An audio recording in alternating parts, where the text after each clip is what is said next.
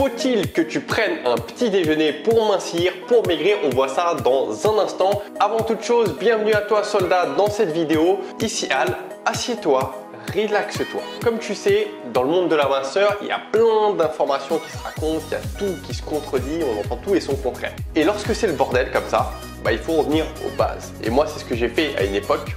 Et c'est ce que j'essaie de te faire d'ailleurs dans chacune de mes vidéos, c'est de revenir aux bases et de te raconter uniquement ce qui est prouvé par la science. Et dans cette vidéo, justement, on va voir 3 études qui vont te parler spécifiquement du petit déjeuner. Première des études, alors tu as certainement dû entendre parler que prendre le petit déjeuner, c'est le repas le plus important et qu'il ne faut absolument pas le louper. Ma question, c'est quel est ton avis vis-à-vis de ça? Quel est ton avis? Qu'est-ce que tu en penses toi? Moi, j'ai la réponse, c'est que oui, c'est plutôt vrai.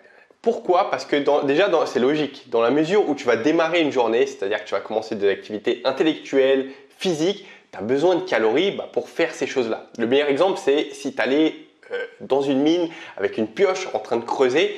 À mon avis, c'est mieux que tu partes l'estomac plein que vide. Deuxième chose, c'est qu'il y a des études observationnelles qui ont pu observer que les personnes qui prenaient leur petit-déj étaient plus minces que les personnes qui loupaient leur petit déjeuner. Et dans ce que je viens de dire, ce qu'il est intéressant de comprendre, que tu comprennes, c'est que pourquoi les gens qui prennent leur petit déjeuner sont plus minces. Et par rapport à ça, on a observé en fait que les personnes qui prenaient leur petit déjeuner d'une manière globale en fait avaient une meilleure hygiène de vie et une meilleure hygiène alimentaire. Ils buvaient moins d'alcool, ils faisaient plus attention à ce qu'ils mangeaient, etc. Alors ça ne veut pas dire que c'est ton cas, mais c'est ce qu'on a pu observer. Donc je résume tout ce que je viens de dire. Première des choses, c'est que il vaut mieux prendre un petit déjeuner pour tous les calories que ça va t'apporter, l'énergie que ça va te porter. Deuxième chose, c'est qu'on a observé que les gens qui prenaient leur petit déj sont plus minces, mais attention, rien ne prouve que physiologiquement, prendre un petit déjeuner, ça t'aide à mincir.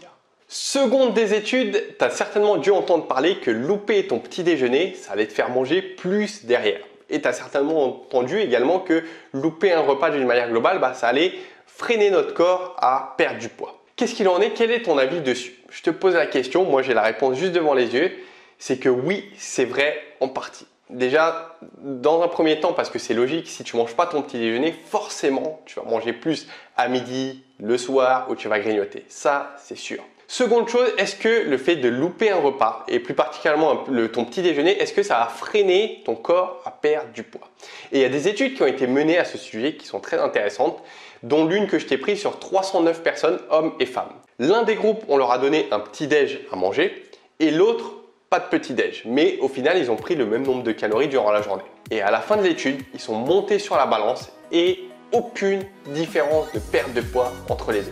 Donc au final, prendre un petit déjeuner ou ne pas en prendre, c'est pareil au niveau de la balance. Troisième des études, alors tu as certainement dû entendre parler que louper un petit déjeuner, ça faisait brûler plus de graisse. Et tout simplement, ce que je viens de te dire, ça s'appelle le jeûne intermittent. Alors, tu as peut-être déjà entendu parler, peut-être pas du tout. J'ai fait une vidéo sur ce sujet. D'ailleurs, je te la mettrai en description en dessous de la vidéo. Je t'invite à aller la voir. En tout cas, brièvement expliquer le jeûne intermittent, c'est le fait de jeûner quotidiennement pendant une durée de 16 heures. Donc, typiquement, tu prends ton dîner à 20 h, tu loupes le petit déjeuner du lendemain et tu manges après à midi.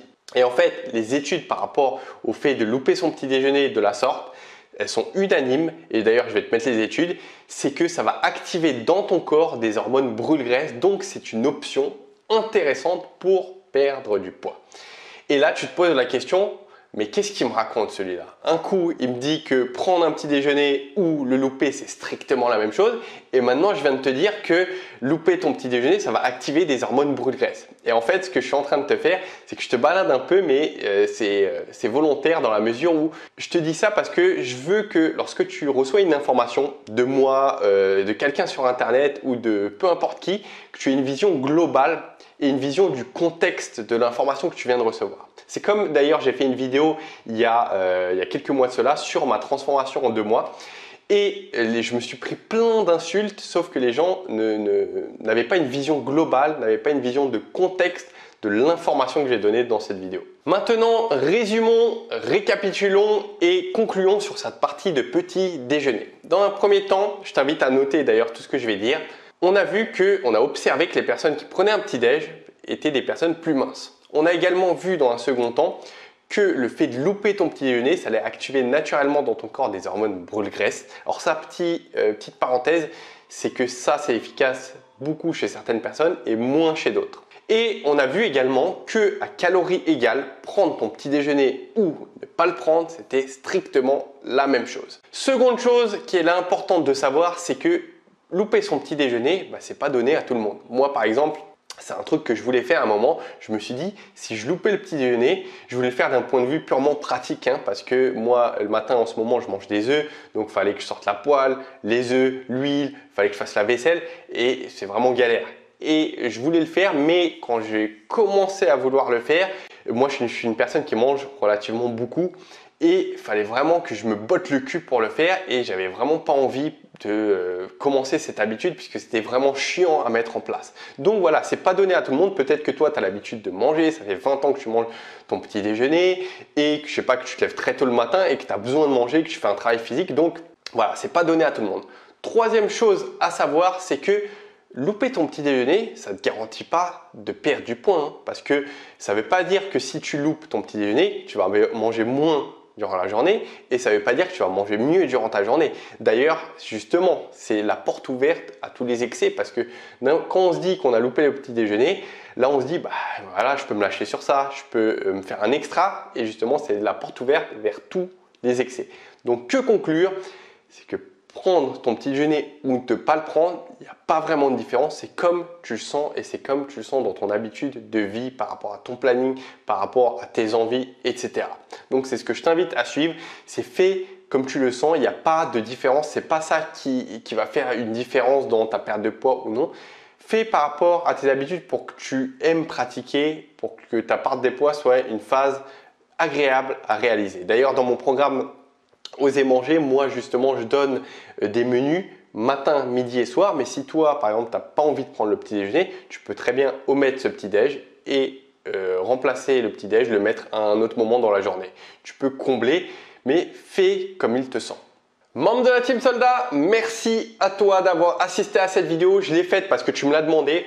Maintenant, ton job, ça va être de prendre cette info et de la diffuser autour de toi, à tes amis, à ta famille, à toute personne que tu penses que ça pourrait être utile. Fais ton menu de perte de poids par rapport à ce que je viens de te dire. Prends le petit déj ou pas, comme tu le sens. Je t'ai fait une vidéo d'ailleurs sur comment faire ton menu. Je te la mettrai en description de cette vidéo. Et je t'ai fait une vidéo également sur 6 aliments très intéressants pour le petit déj, toujours prouvé par la science. Tu vas trouver tout ça en bas. Mais avant de faire tout ça, il y a une étape très importante, c'est de vérifier s'il n'y a pas un ennemi aujourd'hui qui freine, qui t'empêche de perdre du poids. Et pour ce faire, je t'ai fait un test diagnostic qui va apparaître normalement sur l'écran pour que tu puisses diagnostiquer s'il y a quelque chose qui freine actuellement, quelque chose qui ne va pas. Je t'ai tout dit, je te dis à très bientôt et on garde le point haut et fermé et on ne lâche rien. Ciao!